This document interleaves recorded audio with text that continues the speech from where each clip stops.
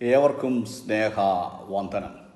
ഒരു പ്രഭാതത്തിൽ ഒരു വയോധികനായ മനുഷ്യൻ കടൽ തീരത്തുകൂടെ പ്രഭാത സവാരിക്ക് ഇറങ്ങിയതായിരുന്നു.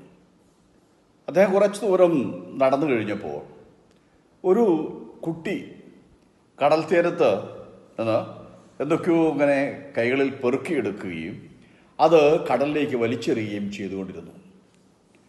ഇതെന്താണെന്ന് അറിയുവാൻ ഈ വൃദ്ധനായ മനുഷ്യൻ ആ കുഞ്ഞിൻ്റെ അടുക്കൽ ചെന്നതിന് ശേഷം ചോദിച്ചു, മോനെ നീ എന്താ ചെയ്യുന്നത്? അപ്പോൾ അവൻ്റെ പ്രവൃത്തിയിൽ മുഴുകിക്കൊണ്ട് തന്നെ അവൻ പറഞ്ഞു, ഞാൻ ഈ നക്ഷത്ര മത്സ്യങ്ങളെ മുഴുവൻ പെറുക്കിയെടുത്ത് തിരിച്ച് ആ സമുദ്രത്തിലേക്ക് വലിച്ചെറിഞ്ഞുകൊണ്ടിരിക്കുകയാണ്. അപ്പോൾ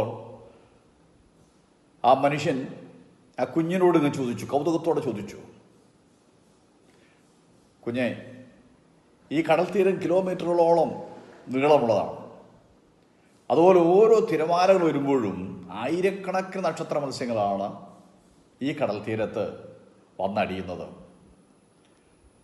ഇതിനിടയിൽ നിന്റെ ഈ പ്രവൃത്തി എത്രത്തോളം ഫലം കാണുമെന്ന് ചോദിച്ചപ്പോൾ ആ കുഞ്ഞു പറഞ്ഞത് ഇങ്ങനെയാണ്, അധികം താമസിയാതെ സൂര്യൻ ഉദിക്കും, വെയിലിൻ്റെ ശക്തി വർദ്ധിക്കും, ഈ മണൽ തിട്ടകളിൽ അടിഞ്ഞുകൂടുന്നതായ ഈ സ്റ്റാർ ഫിഷ് അത് പിടഞ്ഞു മരിക്കും. അതിനു മുമ്പേ ഒന്നിനെങ്കിലും എനിക്ക് രക്ഷിക്കാൻ കഴിഞ്ഞാൽ അത് മതി. ആ കുട്ടി വീണ്ടും തൻ്റെ പ്രവൃത്തിയിൽ മുഴുകുകയാണ്. ആ നക്ഷത്ര മത്സ്യങ്ങളെല്ലാം പെറുക്കിയെടുക്കുന്നു, തിരികെ സമുദ്രത്തിലേക്ക് വലിച്ചെറിയുന്നു. ഒറ്റ ആഗ്രഹമേ ഉള്ളൂ, എൻ്റെ ഈ പ്രവൃത്തി കൊണ്ട് ഒരു സ്റ്റാർ ഫിഷെങ്കിലും രക്ഷപ്പെട്ടാൽ, തിരികെ ജീവൻ പ്രാപിച്ചാൽ അതിനപ്പുറമായൊരു സന്തോഷം വേറെയില്ല. ഇതാരും അവനെ നിർബന്ധിച്ചിട്ട് ചെയ്ത കാര്യമല്ല, സ്വയമേവ താൻ ചെയ്യുന്ന പ്രവൃത്തിയാണ്. വയോധികനായ മനുഷ്യന് ആ കുഞ്ഞിൽ വലിയ സന്തോഷം ഉളവായി. ബൈബിളിൽ ഇങ്ങനൊരു വാക്യമുണ്ട്, കാണാതെ പോയതിനെ തിരഞ്ഞു രക്ഷിപ്പാൻ അല്ലോ മനുഷ്യപുത്രൻ വന്നത്. സഖായി എന്ന് പറയുന്നതായ ചുങ്കക്കാരിൽ പ്രമാണിയായിരിക്കുന്ന ഒരു മനുഷ്യനെ കുറിച്ചാണ് യേശു ക്രിസ്തു ഈ കാര്യം പറയാനിടയായത്. ചുങ്കക്കാരെയും വേശ്യമാരെയും യഹൂദന്മാർ വല്ലാതെ വെറുത്തിരുന്നു. കാരണം ചുങ്കം പിരിക്കുക എന്ന് പറഞ്ഞാൽ റോമൻ സർക്കാരിന് വേണ്ടി, റോമൻ ഗവൺമെൻറ്റിന് വേണ്ടി, റോമാക്കാർക്ക് വേണ്ടി, ജാതീയ ഗവൺമെൻറ്റിന് വേണ്ടി ദൈവത്തിൻ്റെ ജനമായി യഹൂദന്മാരെ ഒറ്റുകൊടുക്കുന്നവരാണ് എന്നുള്ള ചിന്താഗതിയായിരുന്നു യഹൂദന്മാർക്കുണ്ടായിരുന്നത്. ഈ സഖായി എന്ന് പറയുന്ന മനുഷ്യൻ യഹൂദനാണ്. ഈ യഹൂദനായിരിക്കെ ഇദ്ദേഹം റോമാക്കാരുടെ ഈ ചുങ്കം പിരിവിൽ താൻ ധനത്തോടുള്ളതായ താല്പര്യം കൊണ്ടും ഒരു തൊഴിലിന് വേണ്ടിയും താൻ ഈ ചുങ്കം പിരിക്കുവാൻ നിർബന്ധിതനായി അങ്ങനെ താൻ ചുങ്കം പിരിച്ചുകൊണ്ടിരിക്കുകയാണ്. ഈ ചുങ്കം പിരിക്കുക എന്ന് പറഞ്ഞാൽ ഒരു ഗ്രാമത്തിൽ നിന്ന് അടുത്ത ഗ്രാമത്തിലേക്ക് എന്തെങ്കിലും വസ്തുവകകൾ, എന്തെങ്കിലും ചരക്ക് കൊണ്ടുപോവുകയാണെങ്കിൽ ആ ചരക്കിന് റോമൻ സർക്കാർ നികുതി ഏർപ്പെടുത്തിയിട്ടുണ്ട്. ആ നികുതി വാങ്ങിച്ച് സർക്കാരിലേക്ക് അടയ്ക്കണം. അതാണ് ഈ ചുങ്കം പിരിവ്. അത് ഈ റോമൻ ഗവൺമെൻറ് തീരുമാനിച്ചിരിക്കുന്നതിനേക്കാൾ കൂടുതലാണ് പിരിക്കുന്നത്. എന്ന് പറഞ്ഞാൽ എത്രത്തോളം പിരിക്കാമെന്നൊന്നും സർക്കാർ കണക്ക് വച്ചിട്ടില്ല. പക്ഷേ സർക്കാർ കൊടുക്കേണ്ട വിഹിതം അതാത് സമയങ്ങളിൽ ആ സർക്കാർ അടച്ചിരിക്കണം, അതാണ് നിർബന്ധം.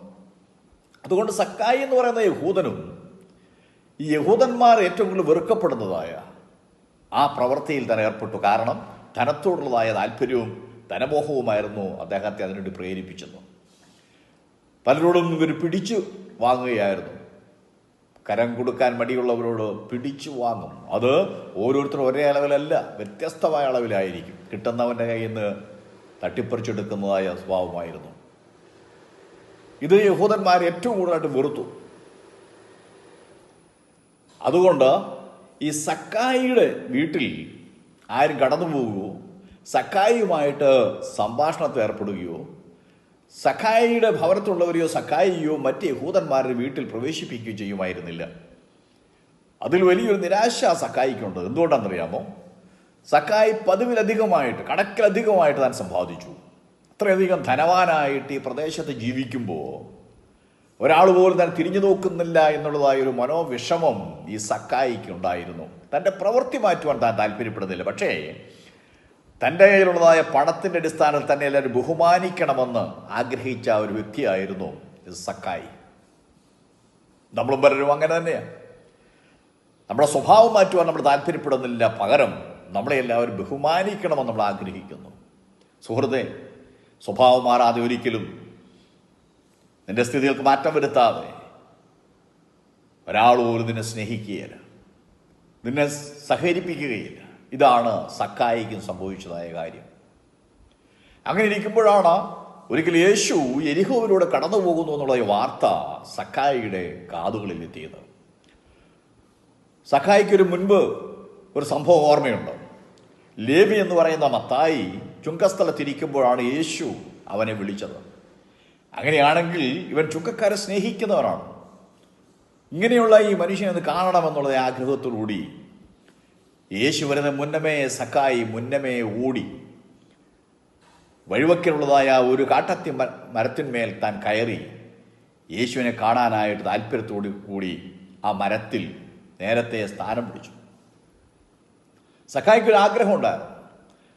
ആ കട്ടത്തിയുടെ ഇലകൾക്കിടയിൽ മറഞ്ഞിട്ട് തനിക്ക് യേശുവിനെ കാണണം, തന്നെ യേശു കാണരുത് എന്നുള്ളതായിരുന്നു എൻ്റെ താല്പര്യം. കാരണം എന്താണെന്ന് ചോദിച്ചാൽ, പാപം ചെയ്യുന്ന മനുഷ്യനെ സംബന്ധിച്ച് അങ്ങനെയാണ്.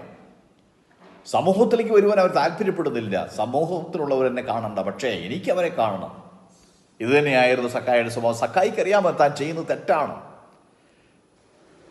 പാവപ്പെട്ട മനുഷ്യരെല്ലാം പിടിച്ച് അവരുടെ കയ്യിലുള്ളതെല്ലാം പിടിച്ചു പറിച്ചെടുക്കുകയാണ് ചെയ്തത്. അതുകൊണ്ട് സക്കായി ചെയ്യുന്നത് ശരിയല്ല എന്നവൻ അറിയാമായിരുന്നു. അതുകൊണ്ടാണ് അവന് യേശുവിനെ കാണണമെന്നും യേശു തന്നെ കാണരുതെന്നുള്ളതായ താല്പര്യം ഉണ്ടായിരുന്നത്. എന്നാൽ നിരവധി പേര് ഈ സ്വഭാവക്കാരാണ്. എനിക്ക് യേശുവിനെ കാണണം, യേശുവിൻ്റെ പ്രവൃത്തി എനിക്ക് വേണം, യേശു എന്നുള്ള അനുഗ്രഹം വേണം, രോഗശാന്തിയാണെങ്കിൽ രോഗശാന്തി, സമാധാനമാണ് സമാധാനം, സന്തോഷം കിട്ടണം. പക്ഷേ എൻ്റെ സ്വഭാവത്തിനോ എൻ്റെ പ്രവൃത്തിക്ക് ഒരു മാറ്റം വരുന്നത് ഞാൻ താല്പര്യപ്പെടുന്നില്ല. അതിൻ്റെ ഒരു പ്രതിനിധിയായിരുന്നു ഈ സക്കായി എന്ന് പറയുന്ന മനുഷ്യൻ. എന്നാൽ അതല്ല സംഭവിച്ചത് യേശു കട്ടത്തിയുടെ ചുവട്ടിലെത്തിയപ്പോൾ മുകളിലേക്ക് നോക്കി സക്കായി എന്ന് പേര് വിളിച്ചു. അവൻ്റെ പേര് വരെ അറിയാമായിരുന്നു. ഇവൻ്റെ അഡ്രസ്സും പേരും സ്ഥലവും മുഴുവൻ കർത്താവിനറിയാം. കാരണം അവരാണ് സൃഷ്ടാവ്. സക്കായിയെ വേഗം ഇറങ്ങുക, ഇന്ന് ഞാൻ നിൻ്റെ വീട്ടിൽ പാർക്കേണ്ടതാണ്. പറഞ്ഞതിൻ്റെ കാരണം എന്ന് ചോദിച്ചാൽ, നിനക്കൊന്ന് മാനസാന്തരം ഉണ്ടാകും, നിനക്കൊരു വ്യത്യാസമുണ്ടാകും. അങ്ങനെയാണെങ്കിൽ ഞാൻ നിൻ്റെ വീട്ടിൽ പാർക്കും. ഇന്നുവരെയും സകല യഹൂദന്മാർ നിന്നെ വെറുത്തു, നിന്നെ ഉപേക്ഷിച്ച് നിന്നെ മാറ്റി നിർത്തിയെങ്കിൽ, നിൻ്റെ വീട്ടിൽ ആരും പ്രവേശിക്കാതെയും നിന്നെ മറ്റുള്ളവരുടെ വീടുകളിൽ പ്രവേശിപ്പിക്കാതെയും ഇരുന്നുവെങ്കിൽ, ഒരു പുതിയ സംഭവം ഇവിടെ നടക്കാനായിട്ട് പോവുകയാണ്. ഞാൻ നിൻ്റെ വീട്ടിൽ പാർക്കാനായിട്ട് പോവുകയാണ്. ഇത് കേട്ടപാട് സക്കായി പെട്ടെന്ന് ബന്ധപ്പെട്ട മരത്തിൽ നിന്ന് താഴെ ഇറങ്ങി സന്തോഷത്തോടുകൂടി യേശുവിനെ സ്വീകരിച്ച് തൻ്റെ വീട്ടിൽ കടന്നു വന്നു. യേശുവിൻ്റെ നോട്ടം ഇവനിൽ ചലനം സൃഷ്ടിച്ചു. ഇവൻ വീട്ടിൽ വന്നുടനെ കർത്താവിനോട് പറഞ്ഞ കാര്യം ഇതാണ്: ഞാൻ ചതിവായിട്ട് വാങ്ങിയിട്ടുണ്ടെങ്കിൽ 4 ഇരട്ടിയായി ഞാൻ സാധുക്കൾക്ക് കൊടുക്കും. എൻ്റെ വസ്തുവകളുടെ പകുതി ഞാൻ സാധുക്കൾക്ക് കൊടുക്കുകയാണ്. അത് പറഞ്ഞതുപോലെ തന്നെ താൻ പ്രവർത്തിച്ചു. അപ്പോൾ കർത്താവ് പറഞ്ഞു, ഇന്ന് ഈ വീടിന് രക്ഷ കൈവന്നു എന്ന് പറഞ്ഞാൽ, ഈ ഒരു മനുഷ്യൻ്റെ പ്രവൃത്തി, പാപപ്രവൃത്തി നിമിത്തം ആ കുടുംബം വരെ തകർച്ചയിലായിരുന്നു. എന്നെ കേൾക്കുന്ന പ്രിയ സ്നേഹിത, ഒരു കാര്യം പറയാം. നിന്റെ ഈ പ്രവൃത്തി കാരണം നീ മാത്രമല്ല, നിന്റെ ഭാര്യയും നിന്റെ മാതാപിതാക്കന്മാർ, നിന്റെ കുഞ്ഞുങ്ങളും, നിന്റെ കുടുംബം ഒന്നടങ്കം രക്ഷപ്പെടാതെ വലിയ സങ്കടക്കയത്തിലായിരിക്കുന്നു എന്നുള്ളത് ഇത് നീ മനസ്സിലാക്കണം. അത് കണ്ടറിഞ്ഞ് നീ മടങ്ങി വേണം. അതുകൊണ്ടാണ് കർത്താവ് പറഞ്ഞത്, ഇന്ന് ഈ കുടുംബത്തിന്, ഈ വീടിന് രക്ഷ കൈവന്നു എന്ന് പറഞ്ഞാൽ, നീ ഒരു മനുഷ്യൻ നിമിത്തം ഒരു കുടുംബത്തെയാണ് ഇത് തകർക്കുന്നത്.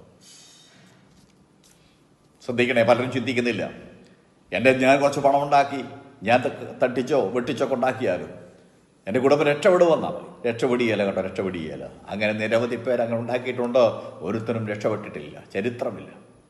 എന്നാൽ നോഹയെ നിങ്ങൾ കണ്ടുപിടിക്കുക. നോഹയെക്കുറിച്ച് പറയുന്നത്, ആ നാട്ടിൽ മുഴുവൻ പാപപങ്കിലമായിരിക്കുന്നതായ ഒരു ലോകമായിരുന്നു എന്ന് പറഞ്ഞാൽ, ജനം മുഴുവൻ പാപത്തിൽ ജീവിക്കുക. എന്നാൽ അവിടെ നീതിമാനായി ജീവിച്ച ഒരു വ്യക്തിയായിരുന്നു നോഹ. നോഹയും കുടുംബം. അവിടെ എഴുതിയിരിക്കുന്നത് ഇങ്ങനെയാണ്: നോഹ തൻ്റെ കുടുംബത്തിൻ്റെ രക്ഷയ്ക്കായിട്ട് ഒരു പെട്ടകമുണ്ടാക്കി. സുഹൃത്തെ, നിനക്കും സാധിക്കും കേട്ടോ. നീ മാത്രമല്ല, നീ രക്ഷപ്പെടണം, നിന്റെ കുടുംബം രക്ഷപ്പെടണം.